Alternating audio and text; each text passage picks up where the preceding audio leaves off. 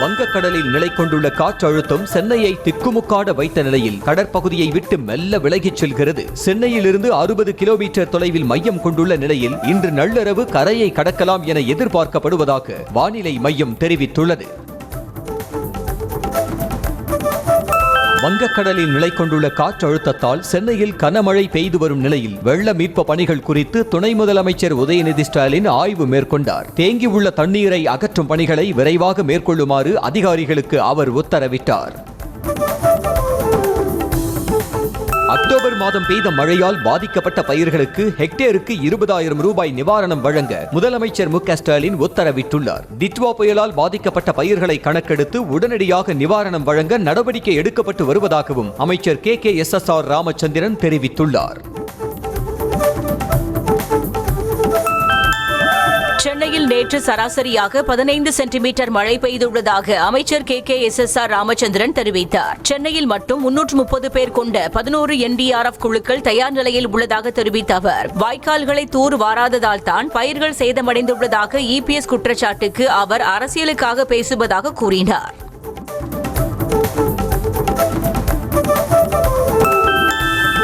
கனமழை எச்சரிக்கை காரணமாக சென்னையில் புதன்கிழமை பள்ளி கல்லூரிகளுக்கு விடுமுறை அளித்து மாவட்ட ஆட்சியர் உத்தரவிட்டுள்ளார். திருவள்ளூர் மாவட்டத்தில் பள்ளிகளுக்கு மட்டும் விடுமுறை அளிக்கப்பட்டுள்ளது. சென்னை மற்றும் அதன் புறநகர் பகுதிகளில் கனமழை நேற்று வெளுத்து வாங்கிய நிலையில் இன்றும் சென்னையில் உள்ள எழும்பூர், சேத்துப்பட்டு, புதுப்பேட்டை, அண்ணா சாலை உள்ளிட்ட இடங்களில் கனமழை விட்டுவிட்டு பெய்தது. தாழ்வான பகுதிகளில் மீண்டும் மழை வெள்ளம் தேங்கியதால் மக்கள் அவதியடைந்தனர். சென்னை கிழக்கு கடற்கரை சாலை ஈஞ்சம்பாக்கத்தில் உள்ள அனுமன் காலனியின் பல்வேறு தெருக்களிலும் மழைநீர் தேங்கியுள்ளதால் மக்கள் சிரமத்திற்கு ஆளாகியுள்ளனர். குண்டும் குழியுமான சாலையால் குளம் போல் தேங்கிய நீரில் வாகனங்கள் தத்தளித்து செல்கின்றன. சென்னை பெரம்பூர் மேட்டுப்பாளையம் கோவிந்தன் தெரு வெள்ளக்காடாக மாறியுள்ளது. கழிவுநீரும் சூழ்ந்ததால் குடியிருப்பு வாசிகள் கடும் சிரமம் அடைந்துள்ளனர். மாநகராட்சி அதிகாரிகளுக்கு பலமுறை புகார் அளித்து மழைநீரை வெளியேற்றும் பணி நடைபெறவில்லை என்று கூறப்படுகிறது. சென்னை வியாசர்பாடி பகுதிக்கு உட்பட்ட முல்லை நகர், சத்தியமூர்த்தி நகர், RR நகர் குடியிருப்பு பகுதிகளில் மழைநீர் தேங்கி அப்பகுதி முழுவதும் தனி தீவாக காட்சியளிக்கிறது. இதனால் அப்பகுதி மக்கள், வாகன ஓட்டிகள் பெரும் சிரமத்திற்கு ஆளாகியுள்ளனர். சென்னை மதுரவாயில் அருகே உள்ள நெற்குன்றம் பட்டேல் சாலையில் குளம் போல் தேங்கியுள்ள மழைநீரால் வாகன ஓட்டிகள், பொதுமக்கள் சிரமத்திற்கு ஆளாகினர். சாலை சிதிலமடைந்து குண்டும் குழியுமாக உள்ளதால் வாகன ஓட்டிகள் தட்டு தடுமாறியபடியே வாகனங்களை இயக்கிச் சென்றனர். தஞ்சாவூர் மாவட்டத்தில் மழை ஓய்ந்து 2 நாட்கள் ஆன பின்பும் மழைநீர் வடியாததால் 400 ஏக்கரிலான சம்பா மற்றும் தாளடி நெற்பயிர்கள் அழுகும் சூழல் ஏற்பட்டுள்ளதாக விவசாயிகள் வேதனை தெரிவித்துள்ளனர். ஏக்கருக்கு 35,000 ரூபாய் செலவு செய்துள்ளதாகவும் பாதிக்கப்பட்ட தங்களுக்கு இழப்பீடு வழங்க வேண்டும் என்றும் விவசாயிகள் கோரிக்கை விடுத்தனர். இடைவிடாது கொட்டி தீர்த்த கனமழையால் திருவள்ளூர் மாவட்டம் நல்லூர் சுங்கச்சாவடியில் குளம் போல் மழை நீர் தேங்கி நிற்பதால் வாகனங்கள் தத்தளித்தன. பொன்னேரி, சோழவரம், செங்குன்றம் சுற்றுவட்டார இடங்களில் காலை முதல் இடைவிடாது நீடித்து வரும் கனமழையால் பொன்னேரி தேரடி ரயில்வே மேம்பாலத்தில் குளம் போல் மழை நீர் தேங்கியது. திருவள்ளூர் மாவட்டம் கும்மிடிப்பூண்டியில் உள்ள GST சாலையில் 1 கிலோமீட்டர் தூரம் வெள்ளம் தேங்கி நின்றதால் வாகன ஓட்டிகள் சிரமம் அடைந்தனர். தாமரை ஏரியிலிருந்து தேங்கி கிடந்த கழிவுநீரும் வெளியேறி சூழ்ந்துள்ளதால் துர்நாற்றம் வீசி வருகிறது. சென்னை திருவேற்காடு அருகே ஏழுமலை நகரில் மழைநீர் தேங்கி குளம் போல காட்சியளிக்கும் நிலையில் வீடுகளை விட்டு வெளியேற முடியாமல் குடியிருப்பு வாசிகள் அவதியடைந்துள்ளனர். இந்த பகுதியை வடிகால் போல பயன்படுத்திக் கொண்டு நீரை திறந்து விடுவதாக அப்பகுதி மக்கள் குற்றம் சாட்டினர். சென்னையில் 2 நாட்களாக பெய்து வரும் கனமழை காரணமாக நுங்கம்பாக்கம் கோத்தாரி சாலையில் குளம் போல் மழை நீர் தேங்கியிருக்கும் நிலையில் கழிவு நீரும் கலந்திருப்பதால் துர்நாற்றம் வீசுவதாக குற்றச்சாட்டு எழுந்திருக்கிறது. நோய் தொற்று பரவும் அபாயம் எழுந்துள்ளதால் மாநகராட்சி அதிகாரிகள் விரைந்து செயல்பட்டு தேங்கிய நீரை அகற்ற மக்கள் கோரிக்கை விடுத்துள்ளனர். திருவள்ளூர் மாவட்டம் மேஞ்சூர் அருகே நரிக்குறவர் குடியிருப்பு பகுதிகளில் முட்டிக்கால் அளவுக்கு மழைநீர் சூழ்ந்து வீடுகளுக்குள்ளும் புகுந்துள்ளதால் அவர்கள் தெருவோரங்களில் தஞ்சமடையும் நிலை ஏற்பட்டுள்ளது. முறையான கால்வாய் அமைப்புகள் இல்லாததால் குடியிருப்புக்குள் நீர் புகுந்ததாக நரிக்குறவர்கள் குற்றம் சாட்டினர்.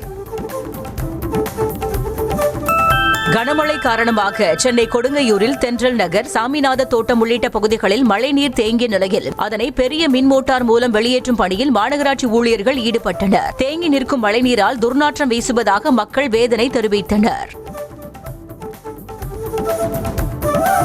சென்னை திருவொற்றியூர் ராஜாஜி நகரில் உள்ள தெருக்களில் முழங்காலுக்கும் மேல் மழைநீர் தேங்கி உள்ளதால் பொதுமக்கள் வீட்டிலேயே முடங்கும் நிலை ஏற்பட்டுள்ளது. சில வீடுகளுக்குள் மழைநீர் புகுந்ததுடன் மின்சாரமும் துண்டிக்கப்பட்டுள்ளதால் பொதுமக்கள் கடும் அவதிக்குள்ளாகினர். திருவள்ளூர் மாவட்டத்தில் கடந்த 2 நாட்களாக கொட்டி தீர்த்த கனமழையால் கும்மிடிப்பூண்டி அருகே தாமரை ஏரி நிரம்பியது. ஏரியிலிருந்து வெளியேறும் உபரி நீர் விவசாய நிலங்களில் புகுந்ததால் சுமார் 500 ஏக்கர் பரப்பளவில் நெற்பயிர்கள் மூழ்கி சேதமடைந்துள்ளன. சென்னை வேளச்சேரியில் விஜயநகர் பேருந்து நிலையம் பகுதியில் மழைநீர் தேங்கியிருக்கும் நிலையில் குண்டும் குழியுமாக உள்ள சாலையில் பள்ளம் மேடு தெரியாமல் வாகன ஓட்டிகள் அச்சத்துடன் வாகனங்களை இயக்கி வருகின்றனர். பள்ளங்களால் இருசக்கர வாகனங்களில் செல்வோர் விபத்தில் சிக்கும் அபாயமும் ஏற்பட்டுள்ளது. கடலூர் மாவட்டம் நந்தீஸ்வரமங்கலம் கிராமத்தை மழைநீர் சூழ்ந்த நிலையில் விஷ ஜந்துக்கள் வீட்டிற்குள் வருவதாக குடியிருப்பு வாசிகள் அச்சம் தெரிவித்தனர். முறையான வடிகால் வசதி இல்லாததால் தண்ணீர் வெளியேற முடியவில்லை என்றும் ஊராட்சி செயலரிடம் பலமுறை புகார் அளித்தும் நடவடிக்கை எடுக்கவில்லை என்ற குற்றச்சாட்டு எழுந்துள்ளது. சென்னை திருவொற்றியூரில் பக்கிங்காம் கால்வாயை ஒட்டியுள்ள அன்னை தெரசா தெரு, ஆதித்தனார் தெரு உள்ளிட்ட 5க்கும் மேற்பட்ட தெருக்களை மழை வெள்ளம் சூழ்ந்துள்ளதால் மக்கள் பெரும் சிரமத்திற்கு ஆளாகினர். அத்தியாவசிய தேவைகளுக்கு கூட வெளியே வர முடியாமல் தவிக்கும் நிலை உள்ளதாக மக்கள் வேதனை தெரிவித்துள்ளனர். செங்கல்பட்டு மாவட்டம் பம்மல் பகுதியில் பெய்த கனமழையால் அண்ணா சாலை பகுதி குண்டும் குழியுமாக இருப்பதாக நியூஸ் தமிழ் தொலைக்காட்சியில் செய்தி வெளியான நிலையில் அதனை சீரமைக்கும் பணியில் தாம்பரம் மாநகராட்சி ஊழியர்கள் தீவிரமாக ஈடுபட்டனர். அண்ணா சாலையில் உள்ள பள்ளங்களை சிமெண்ட் கலவை மற்றும் ஜல்லியை கொட்டி மாநகராட்சி பணியாளர்கள் சரி செய்தனர்.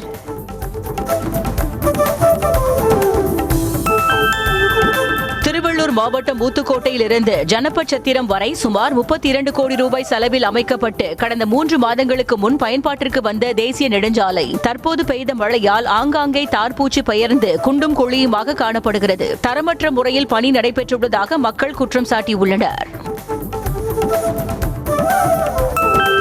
தொடர் மழையால் தருமபுரி மாவட்டம் வாணியாறு அணை நிரம்பி உபரி நீர் வெளியேற்றப்படும் நிலையில் கரையோர மக்களுக்கு வெள்ள அபாய எச்சரிக்கை விடுக்கப்பட்டுள்ளது. 65 அடி உயரமுள்ள அணையின் நீர்மட்டம் 63 அடியாக உயர்ந்துள்ளதை அடுத்து அணையின் பாதுகாப்பு கருதி கதவணை வழியாக வாணியாற்றில் வினாடிக்கு 50 கன அடி தண்ணீர் திறக்கப்பட்டுள்ளது. சென்னை தண்டையார்பேட்டை மற்றும் காமராஜர் நகரில் 39 கோடியே 30 லட்சம் ரூபாய் மதிப்பீட்டில் கட்டப்பட்டுள்ள தமிழ்நாடு அரசு அச்சக பணியாளர் குடியிருப்புகளை முதலமைச்சர் மு.க.ஸ்டாலின் திறந்து வைத்தார். சென்னை தலைமைச் செயலகத்தில் நடைபெற்ற நிகழ்ச்சியில் காணொலி வாயிலாக குடியிருப்புகளை முதலமைச்சர் திறந்து வைத்தார். திராவிட கழக தலைவர் கி. வீரமணியின் 93வது பிறந்த நாளையொட்டி சென்னை அடையாறில் உள்ள அவரது இல்லத்திற்கு நேரில் சென்று முதலமைச்சர் மு.க.ஸ்டாலின் வாழ்த்து தெரிவித்தார். முன்னதாக தனது எக்ஸ் பக்கத்திலும் வாழ்த்து தெரிவித்த அவர், சமூக நீதி காப்பதே தன் வாழ்க்கை கடமையாக செயல்படும் மூப்பினை வென்ற மூவா போராளி என புகழாரம் சூட்டியுள்ளார். காங்கிரசும் திமுகவும் இணைந்து கொண்டு வந்த திட்டம் என்பதாலேயே 100 நாள் வேலைவாய்ப்பு திட்டத்தை மத்திய அரசு புறக்கணிப்பதாக சபாநாயகர் அப்பாவு குற்றம் சாட்டினார். குலக்கல்வி திட்டத்தை தமிழகத்தில் கொண்டுவர துடிக்கும் மத்திய அரசு ஆசிரியர்களுக்கு சம்பளம் வழங்குவதற்கு நிதி தர மறுப்பதாகவும் அவர் விமர்சனம் செய்தார். தமிழ்நாட்டில் அடுத்த ஆண்டு நடைபெறும் சட்டமன்ற தேர்தலுக்காக காங்கிரஸ் சார்பில் அமைக்கப்பட்டுள்ள 5 பேர் கொண்ட குழு நாளை திமுக தலைமையை சந்திக்க உள்ள நிலையில் மாநில நிர்வாகிகளுடன் இன்று ஆலோசனை நடத்தினர். கட்சியின் 2ஆம் கட்ட தலைவர்கள் கூடுதல் சீட் கேட்டு பெறுவோம் என பேசி வரும் நிலையில் ஆலோசனை நடைபெற்றது. ஆவின் நிறுவனம் நெய் பன்னீரின் விலையை 5வது முறையாக உயர்த்தியிருப்பதாக பாமக தலைவர் அன்புமணி குற்றம் சாட்டியதோடு திமுகவின் ஜிஎஸ்டி வரி குறைப்பு நாடகம் அம்பலமானதாக சாடினார். அவர் வெளியிட்டுள்ள அறிக்கையில் நெய் பன்னீருக்கு வழங்கி வந்த தள்ளுபடியை திமுக அரசு திரும்ப பெற்றிருப்பதன் மூலம் ஜிஎஸ்டி வரி குறைப்புக்கு முன்பு விற்ற அதே விலை நடைமுறைக்கு வந்துள்ளதாக தெரிவித்தார். பாமக தலைவராக அன்புமணியை அங்கீகரித்த தேர்தல் ஆணையத்தை எதிர்த்து அந்த கட்சியின் நிறுவனர் ராமதாஸ் டெல்லி உயர்நீதிமன்றத்தில் வழக்கு தொடர்ந்துள்ளார். தவறான ஆவணங்கள் கொடுத்ததை ஏற்று பாமக தலைவராக அன்புமணியை தேர்தல் ஆணையம் அங்கீகரித்துள்ளதாக அவர் குற்றம் சாட்டினார். புதுச்சேரியில் தாவேக தலைவர் விஜயின் ரோட் ஷோவுக்கு அனுமதி மறுத்துள்ள காவல்துறை 5ஆம் தேதியன்று பொதுக்கூட்டம் நடத்தி கொள்ள மட்டும் அனுமதி வழங்கியது. புதுச்சேரி சாலைகள் குறுகலானவை என்பதால் விஜயின் ரோட் ஷோவுக்கு அனுமதி மறுக்கப்பட்டதாகவும், கூட்டம் கூடும்போது பாதுகாப்பு அளிப்பது சவாலாகிவிடும் என்பதால் அனுமதி தர காவல்துறை மறுப்பு தெரிவித்தது. திருப்பரங்குன்றம் மலை மீது தீபமேற்றலாம் என்ற நீதிமன்ற உத்தரவால் மதுரை எம்பி சு வெங்கடேசனுக்கு என்ன பாதிப்பு ஏற்பட போகிறது என நயினார் நாகேந்திரன் கேள்வி எழுப்பியுள்ளார். மதுரை ஆதீனத்தை மரியாதை நிமித்தமாக சந்தித்ததாக கூறிய அவர், நீதிமன்ற தீர்ப்பு என்பது இயற்கையானது என்றும் அதில் எந்தவொரு உள்நோக்கமும் இல்லை என்றும் அவர் கூறினார்.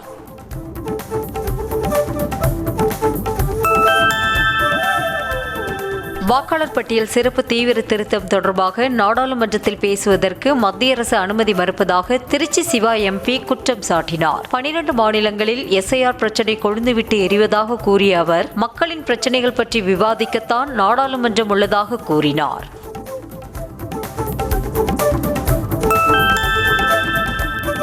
கோபிச்செட்டிப்பாளையத்தில் முன்னாள் அமைச்சர் செங்கோட்டையனின் தோட்டத்து வீட்டுக்கு வழங்கப்பட்டு வந்த துப்பாக்கி ஏந்திய போலீஸ் பாதுகாப்பு திரும்ப பெறப்பட்டுள்ளது. அவரது வீட்டில் 2 வட இந்திய பவுன்சர்கள் பாதுகாப்பு பணியில் ஈடுபட்டு வரும் நிலையில் மீண்டும் தோட்டத்து வீட்டுக்கு பாதுகாப்பு கேட்டு விண்ணப்பித்தால் பரிசீலிக்கப்படும் என போலீஸ் தரப்பில் தெரிவிக்கப்பட்டது.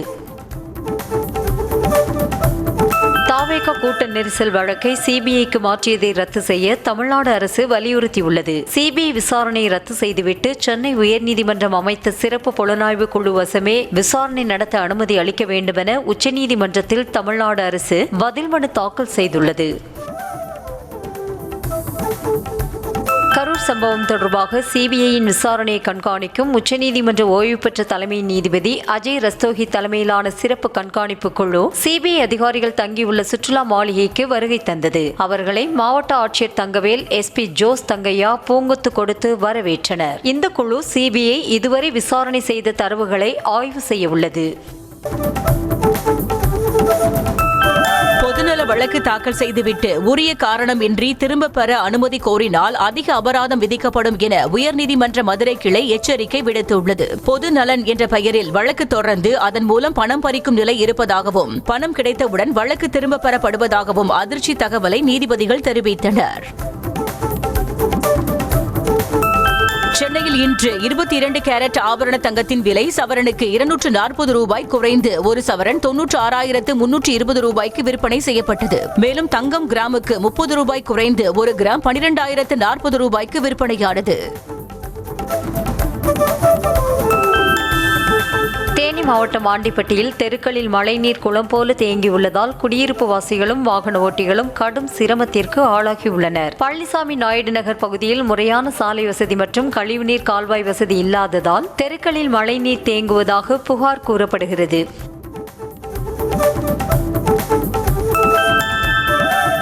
சென்னை அடுத்த திருவேற்காடு சின்ன கோலடி பகுதியில் சாலையில் சிதறி கிடக்கும் குப்பை கழிவுகளால் துர்நாற்றம் வீசுவதாக அப்பகுதி மக்கள் புகார் தெரிவித்துள்ளனர். முறையாக குப்பை கழிவுகளை அகற்றாததால் மழை மற்றும் காற்றில் குப்பை கழிவுகள் சிதறி கிடப்பதாகவும், இதனால் நோய் தொற்று பரவும் அபாயம் ஏற்பட்டுள்ளதாக மக்கள் அச்சம் தெரிவித்துள்ளனர். கொள்முதல் விலையை உயர்த்த வலியுறுத்தி கறவை மாடுகள் மற்றும் பால் கேன்களுடன் கும்பகோணம் அருகே பட்டீஸ்வரத்தில் சோழநாடு தொடக்க வேளாண்மை கூட்டுறவு கடன் சங்கம் முன்பு விவசாயிகள் ஆர்ப்பாட்டம் செய்தனர். பசும்பால் கொள்முதல் விலையை 50 ரூபாயாகவும், எருமைப்பால் கொள்முதல் விலையை 75 ரூபாயாகவும் உயர்த்தி வழங்கிட வேண்டும் என விவசாயிகள் வலியுறுத்தினர். கள்ளக்குறிச்சி மாவட்டம் உளுந்தூர்பேட்டை அருகே சேரும் சகதியுமான சாலையில் நாற்று நடும் போராட்டத்தில் பாமகவினர் ஈடுபட்டனர். நன்னாவரம் கிராமத்தில் முறையான சாலை வசதி இல்லாததால் குண்டும் குழியுமான சாலையில் மழை நீர் தேங்கி சேரும் சகதியுமான நிலையில் ஊராட்சி நிர்வாகத்தை கண்டித்து பொதுமக்களுடன் இணைந்து பாமகவினர் ஆர்ப்பாட்டம் செய்தனர். சென்னையை அடுத்த பல்லாவரம் அருகே பொழிச்சலூரில் உள்ள அரசு நூலகத்திற்குள் மழைநீர் புகுந்ததால் புத்தக வாசிப்பாளர்கள் வேதனை அடைந்தனர். நூலக கட்டடம் சிதிலமடைந்துள்ள நிலையில் அதில் மழைநீர் ஊறி ஒழுகுவதால் புத்தகங்கள் நனைந்துள்ளன. இதையடுத்து நூலக பணியாளர்கள் பிளெக்ஸ் பேனர் மற்றும் கோணி பைகளால் மூடி வைத்து புத்தகங்களை பாதுகாக்கும் அவலம் ஏற்பட்டுள்ளது. மதுரை மாவட்டம் உசிலம்பட்டி அருகே சுமை தூக்கும் தொழிலாளர்கள் திடீர் சாலை மறியலில் ஈடுபட்டதால் பரபரப்பு ஏற்பட்டது. கொங்கப்பட்டி கிராமத்தில் உள்ள தனியார் நிறுவனம் சிமெண்ட் மூட்டைகளை ஏற்றி இறக்குவதில் உள்ளூர் தொழிலாளர்களை புறக்கணித்து வடமாநில தொழிலாளர்களுக்கு பணி வழங்குவதாக குற்றம் சாட்டி ஆர்ப்பாட்டம் செய்தனர்.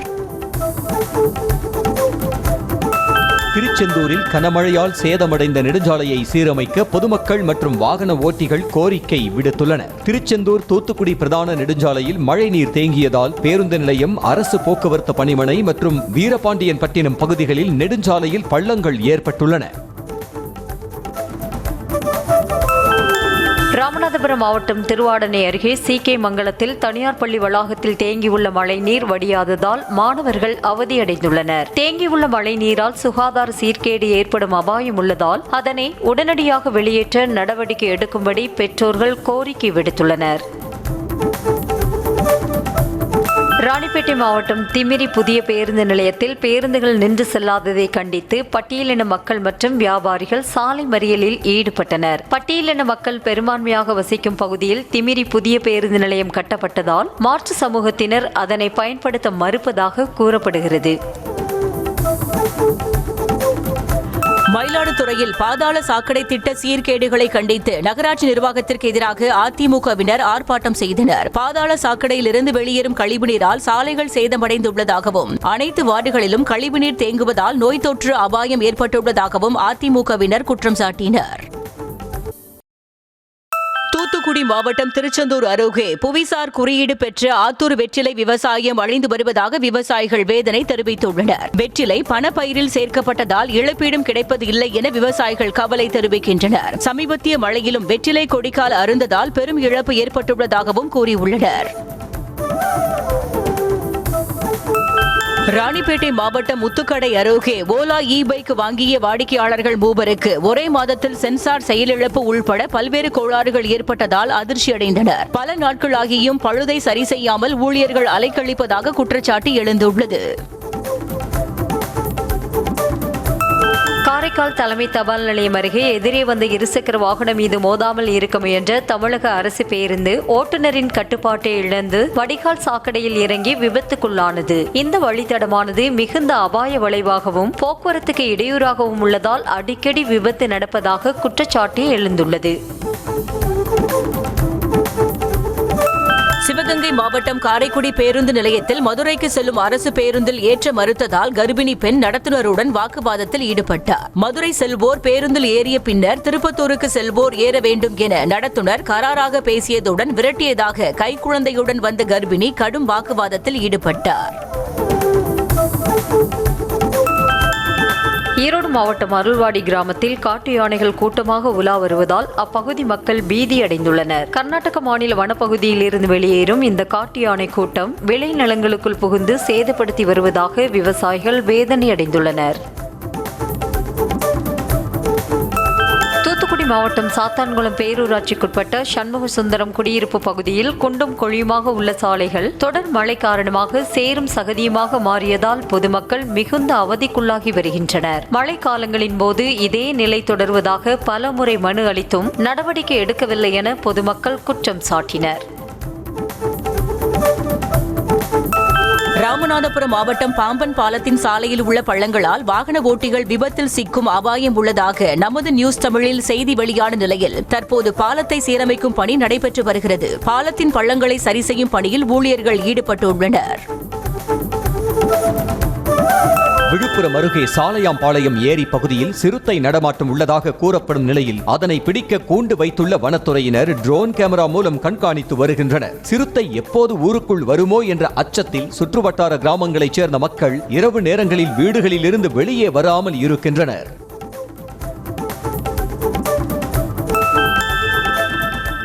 மதுரையில் குப்பை தொட்டியில் வீசப்பட்ட தலையணைக்குள் இருந்த 25 சவரன் தங்க நகையை கைப்பற்றி உரிமையாளரிடம் ஒப்படைத்த பெண் தூய்மை பணியாளருக்கு பாராட்டுகள் குவிகின்றன. சுந்தரராஜபுரத்தைச் சேர்ந்த விவசாயி தங்கம் தனது மகளின் திருமணத்திற்காக சேர்த்து வைத்திருந்த 25 சவரன் தங்க நகை தலையணைக்குள் வைத்திருந்த நிலையில் நகை இருப்பதை மறந்து அதனை குப்பை தொட்டியில் வீசியதாக கூறப்படுகிறது. திருவாரூர் மாவட்டம் திருத்துறைப்பூண்டி அருகே மரைக்கா கோரையாற்றில் நீர் ஓட்டத்திற்கு தடையாக இருந்த ஆகாய தாமரைகளை அகற்றும் பணி தொடங்கியது. திருத்துறைப்பூண்டியிலிருந்து இடும்பாவனம் வரை 18 கிலோமீட்டர் தூரத்திற்கு மரைக்கா கோரையாற்றில் மண்டி கிடக்கும் ஆகாய தாமரைகளால் நீர் ஓட்டம் தடைபடுவதாக விவசாயிகள் புகார் அளித்ததை அடுத்து அதனை அகற்ற நடவடிக்கை எடுக்கப்பட்டுள்ளது.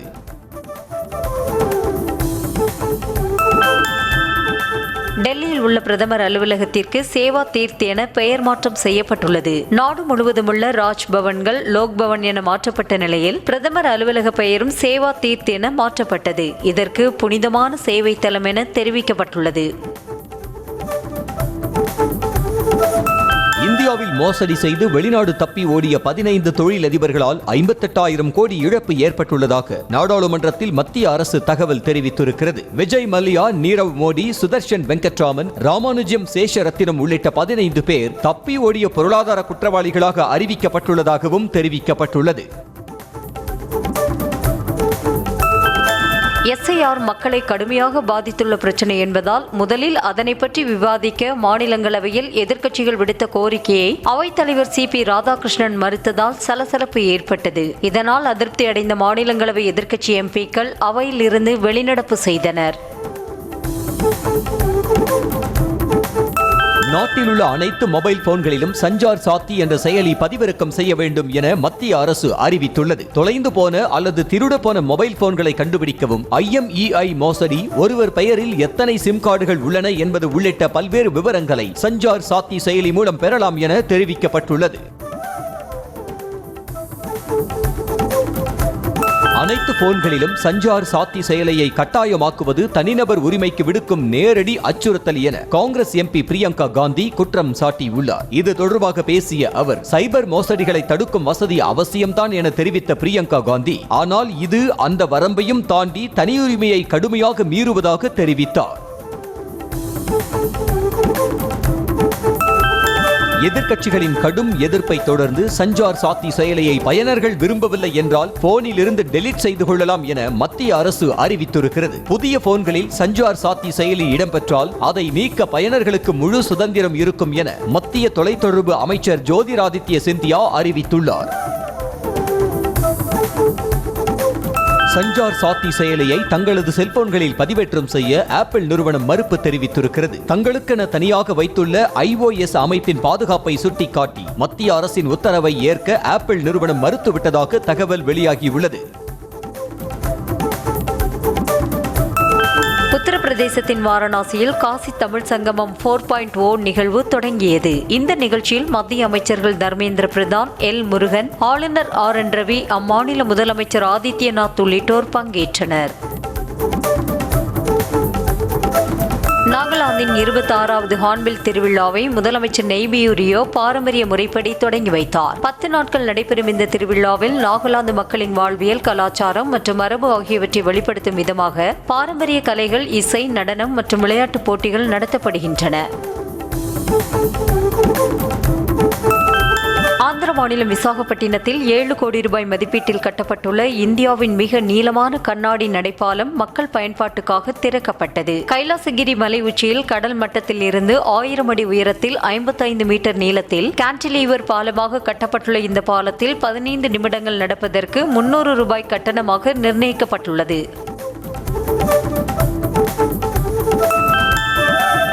கேரளாவின் திருவனந்தபுரம் அருகே கோவிலுக்குள் 30 லிட்டர் அளவுக்கு மதுபானங்களை பதுக்கி வைத்திருந்த நபரை போலீசார் கைது செய்தனர். நெய்யாற்றங்கரையைச் சேர்ந்த அர்ஜுனன் என்பவர் குலதெய்வ கோயிலில் சுவாமி படங்களுக்கு பின்னால் பதுக்கி வைத்திருந்த மதுபான பாட்டில்கள் பறிமுதல் செய்யப்பட்ட நிலையில் அவைகளை உள்ளாட்சி தேர்தலின் போது விற்பனை செய்ய திட்டமிட்டிருந்ததாக தெரிய வந்திருக்கிறது.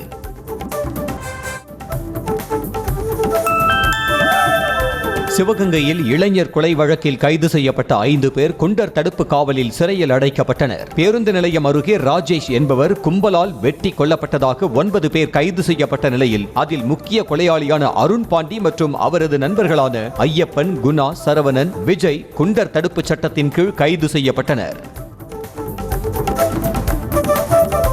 திருவள்ளூர் மாவட்டம் திருவலாங்காடு அருகே அடுத்தடுத்து 4 வீடுகளை உடைத்து கொள்ளை முயற்சி நடந்த நிலையில் ஒரு வீட்டில் 3 சவரன் நகை மற்றும் 50,000 ரூபாய் பணம் திருடப்பட்டுள்ளது. அரிச்சந்திராபுரம் கிராமத்தில் சாணை தீட்டும் தொழில் செய்வோர் அதிக அளவில் வசித்து வரும் நிலையில் தொழில் நிமித்தமாக வெளியூர் சென்ற அவர்களது வீடுகளில் கொள்ளை முயற்சி நடந்திருக்கிறது.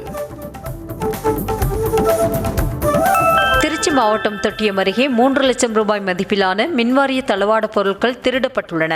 ஏலூர்பட்டி மின்வாரிய அலுவலகத்தின் பின்புறம் வைக்கப்பட்டிருந்த 3 மின்மாற்றிகள் மற்றும் தளவாட பொருட்கள் காணாமல் போனதாக போலீசில் புகார் அளிக்கப்பட்டுள்ளது. விழுப்புரம் மாவட்டம் மரக்காணம் அருகே மின்சாரம் தாக்கி தச்சு தொழிலாளி உயிரிழந்தார். புதுப்பாக்கம் பகுதியை சேர்ந்த 37 வயதான தங்கமணி என்பவர் தமது வீட்டு வாசலில் இரும்பு கம்பியில் காய வைத்திருந்த துணியை எடுத்தபோது அதில் இருந்து மின்கசிவால் ஏற்பட்ட மின்சாரம் தாக்கி பலியானார். வரும் 4ஆம் தேதி ரஷ்ய அதிபர் புட்டின் இந்தியா வரவுள்ள நிலையில் இருநாட்டு உறவுகள் குறித்து ரஷ்ய அதிபர் மாளிகை புகழாரம் சூட்டி உள்ளது. இந்திய ரஷ்ய உறவென்பது வெறும் ராஜாங்க ரீதியில் மட்டுமல்ல, அதில் ஆழமான வரலாற்று பின்னணி உள்ளதாக ரஷ்யா தெரிவித்திருக்கிறது. இன்றைய காலகட்டத்தில் இந்தியாவின் நட்பு ரீதியான நிலைப்பாடுகளுக்கு தாங்கள் மிகவும் நன்றி உள்ளவர்களாக இருக்கிறோம் என்றும் ரஷ்யா தெரிவித்துள்ளது. பல்கேரியா நாட்டில் அரசாங்கத்தின் 2026 பட்ஜெட்டுக்கு எதிராக ஆயிரக்கணக்கான மக்கள் திரண்டு ஆர்ப்பாட்டத்தில் ஈடுபட்டனர். வரைவு செய்யப்பட்டுள்ள பட்ஜெட்டில் தேவையற்ற செலவினங்களுக்கு நிதி அளிக்க வரிகளை உயர்த்துவதாக மக்கள் குற்றம் சாட்டினர்.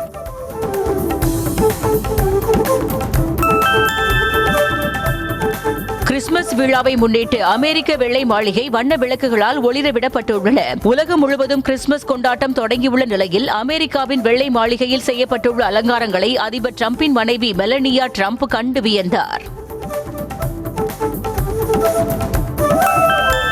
3 நாள் பயணமாக லெபனான் நாட்டிற்கு சென்ற போப் லியோ தலைநகர் பெய்ரூட்டில் சிறப்பு பிரார்த்தனையை நடத்தினார். இந்த பிரார்த்தனையில் லட்சக்கணக்கான மக்கள் கலந்து கொண்டு வழிபட்டனர். இந்தோனேஷியாவின் சுமத்ரா தீவில் பெருவெள்ளம் மற்றும் நிலச்சரிவால் பெரும் பொருட்சேதம் ஏற்பட்டுள்ளது. பலியானோர் எண்ணிக்கை 604 உயர்ந்த நிலையில் மாயமான 464 பேரை தேடும் பணி தீவிரமாக நடைபெற்று வருகிறது. 2026ஆம் ஆண்டுக்கான IPL மினி ஏலத்தில் பங்கேற்பதற்காக 1355 வீரர்கள் பதிவு செய்துள்ளனர். துபாயில் வரும் 16ஆம் தேதி மினி ஏலம் நடைபெறும் நிலையில் 10 அணிகள் சேர்ந்து 77 வீரர்களை ஏலம் எடுக்கலாம் என கூறப்படுகிறது. தென்னாப்பிரிக்காவுக்கு எதிரான 2வது ஒருநாள் போட்டிக்காக ராய்ப்பூர் சென்றடைந்த விராட் கோலிக்கு குழந்தைகள் பூங்கொத்து கொடுத்து வரவேற்றனர். தென்னாப்பிரிக்காவுக்கு எதிரான 2வது ஒருநாள் போட்டி புதன்கிழமை நடைபெறுகிறது.